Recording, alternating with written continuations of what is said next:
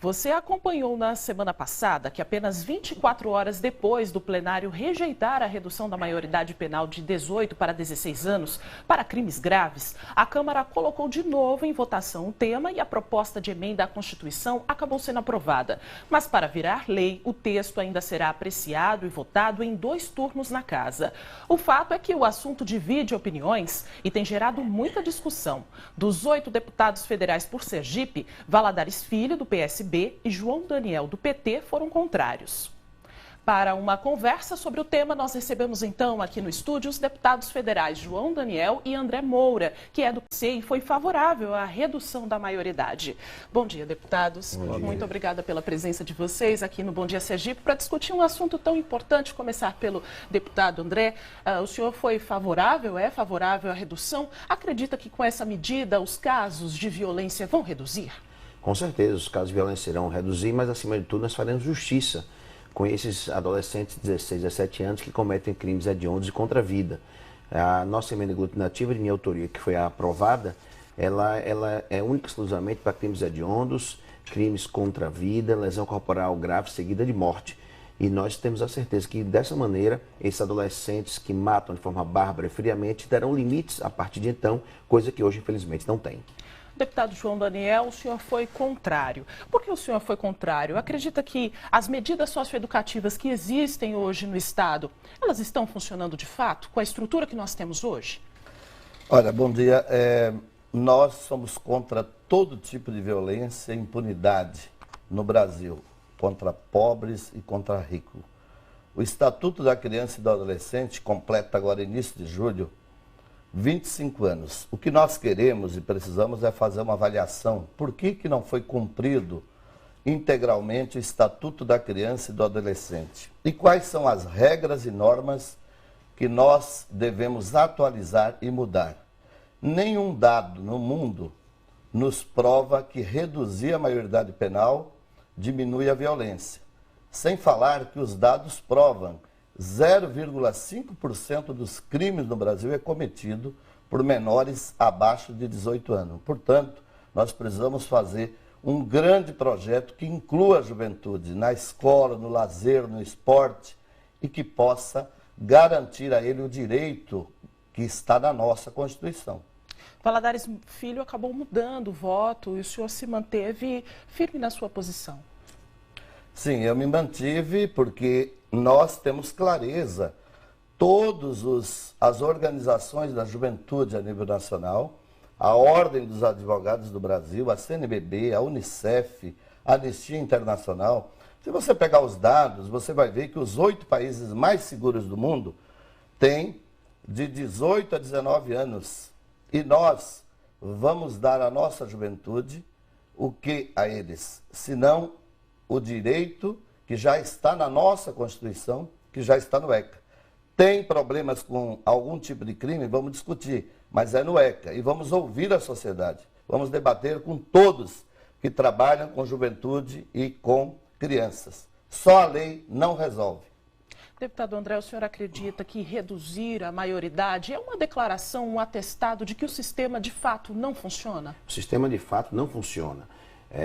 Nós respeitamos, por exemplo, todas as opiniões divergentes, exemplo da opinião do deputado João Daniel.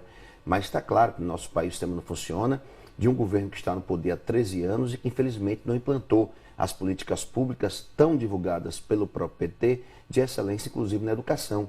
Nós temos aí a prova em contexto que a escalada é cada vez maior dos crimes praticados por esses menores. E o dado, por exemplo, dado pelo deputado João Daniel, de 0,5%, é um dado já antigo, ultrapassado. Eu presidi a comissão especial da redução da maioridade penal na Câmara e o dado oferecido pela própria Secretaria da Juventude ligada à Presidência da República é completamente diferente.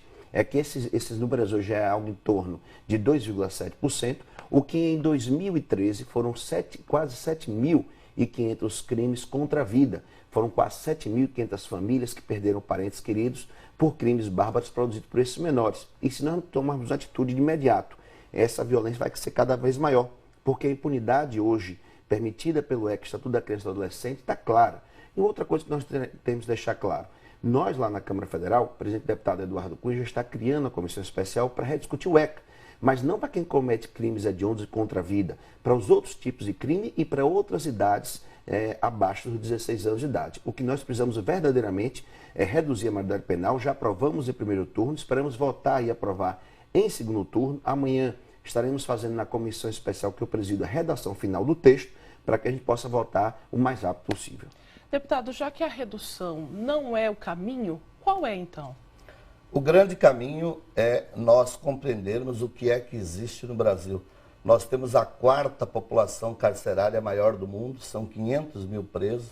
Na hora que nós reduzimos a maioridade penal, nós vamos colocar a nossa juventude junto com esse sistema carcerário, que 70% dos presos nesse sistema carcerário não volta para o trabalho, volta ao mundo do crime.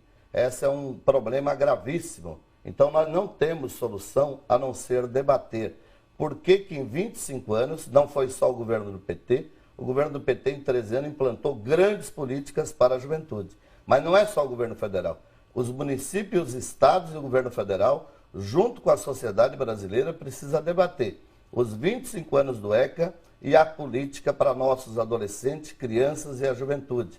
Nós precisamos implantar o Plano Nacional de Educação, que garante desde a creche até nível superior para nossas crianças. A grande saída do Brasil é um grande projeto que inclua a nossa juventude, as nossas crianças. E aqueles que cometem crime, ser acompanhado pelo Estado, não durante os 3, ou 6, ou 9 anos, como é hoje, mas toda a sua vida deve ser acompanhado, até que ele mostre que realmente ele teve todas as suas questões resolvidas e passa a ser um cidadão com direitos e deveres na nossa sociedade. Agora, deputado, a curto prazo, o que pode ser feito?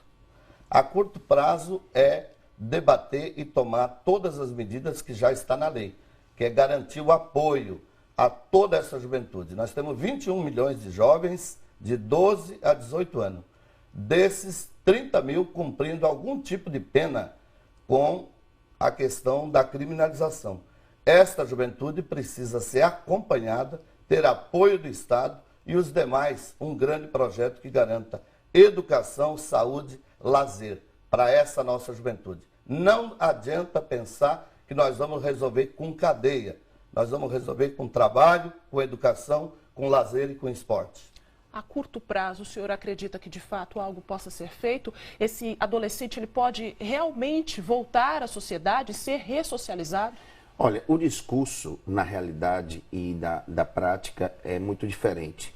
No nosso país hoje, infelizmente, nós estamos muito distante de tudo isso que foi colocado pelo deputado João Daniel.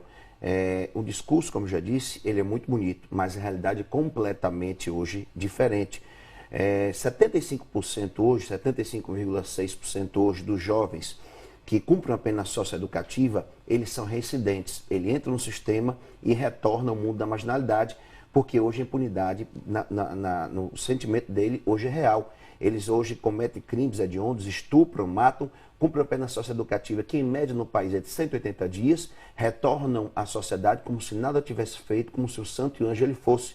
E na verdade, as famílias é quem perde seus parentes queridos e que é uma dor que não cessa nunca mais. Então, nós temos que trabalhar com a realidade. A realidade hoje do país é completamente diferente. Nós não temos políticas públicas, infelizmente, eficientes, que possam ressocializar o adolescente.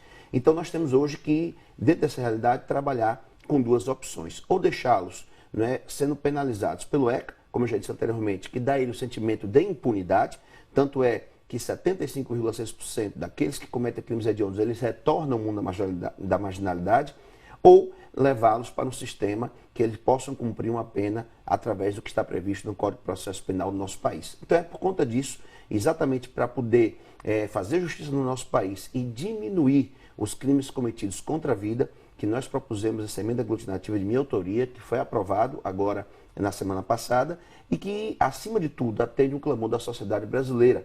Mais de 87% por todas as pesquisas de opinião pública demonstram que o povo brasileiro deseja redução da maioridade penal, exatamente por esse sentimento que toma conta do país de uma violência cada vez maior. Um dia o texto foi rejeitado, no outro aprovado. Como o senhor avalia esse posicionamento da Câmara, essa alteração? Teve alteração no texto?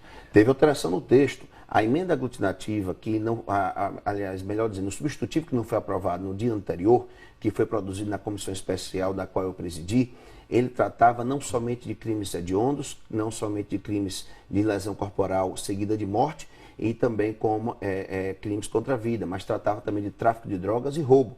Nós fizemos uma emenda aglutinativa buscando e pensando de todas as PECs apensadas, a PEC principal, a PEC 171, o texto que nós aprovamos no dia anterior. Portanto, não foi o mesmo texto aprovado, nós cumprimos tudo aquilo que determina o regimento, diferente do que alguns tentam dizer que nós ferimos o regimento da casa e que, portanto, não cumprimos o rito legislativo legal. Nós cumprimos rigorosamente o que está previsto no regimento da casa, portanto, o que nós aprovamos no dia seguinte é completamente legal e agora, obviamente, vamos partir para que a gente possa também aprovar no segundo turno na Câmara Federal para que a matéria possa seguir para o Senado. Qual a avaliação do senhor sobre essa mudança de um dia para outro? Um dia foi rejeitado, outro dia aprovado? Como o senhor avalia? Olha, a nossa avaliação e também da Associação Nacional dos Magistrados e da Ordem dos Advogados do Brasil, ela é inconstitucional e esta é uma das leis que nós estamos acompanhando e vendo.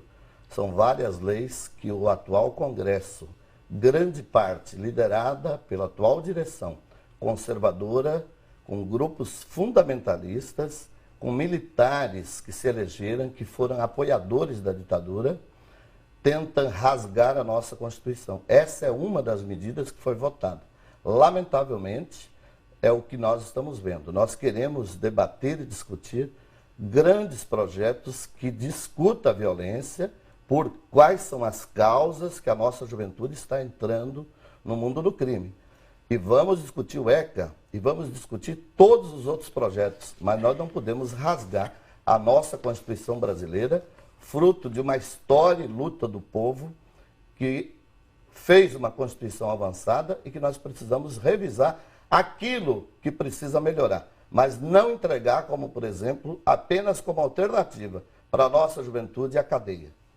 Muito obrigada, deputados, pela presença de vocês e por aceitarem debater esse assunto tão importante aqui no Bom Dia Sergipe. Um ótimo dia para vocês. Eu que agradeço pela oportunidade. Muito obrigado e estamos a dispor.